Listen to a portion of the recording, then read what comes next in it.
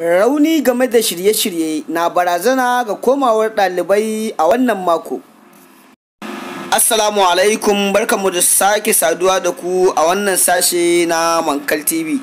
Idan kai bako ne a wannan channel ka manta ka danna mana subscribe sannan ka danna ƙararrawar sanarwa don samun dukkanin shirye-shiryenmu akai-akai.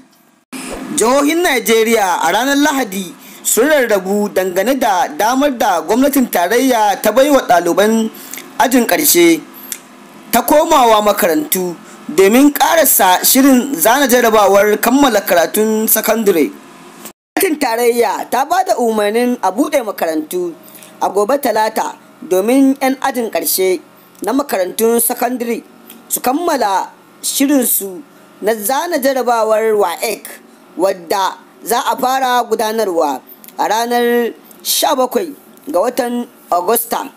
Binciken da jaridar The Punch ta gudanar ya nuna cewa ban aji 6 a jihohin Lagos, Benue, Kwara da Ogun na shirye-shiryen komawa a ranar Talata, yayin da na jihar Cross River suka koma a yau Litinin. Har yanzu jihar Enugu, Gombe da Rivers ba sanar da ranar komawar ɗalibansu ba, saɓanin jihar Ikiti inda ɗaliban za su koma a ranar 10 ga watan Agusta. Binciken da manema labarai ya nuna cewa gwamnatin jihohi da dama sun gaza tanadar wuraren wanke hannaye a ƙarƙashin ruwa mai gudana da kuma sinadari tsabtace hannu kamar yadda aka tsara ƙa'idojin komawa makarantun.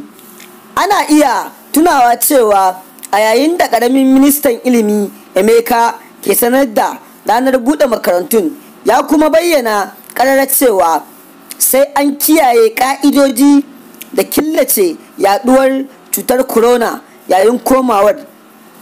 A cewarsa dole ne kowace makaranta ta tanadi ruwan wanke hannu da kuma sinadarin tsabtace hannu sanitizer. Sai mu ce Allah ya ba wa ɗalibai damar zana jarabawar, kuma Allah ya ba su sa'a, Allah ya sa su fito a sa'a.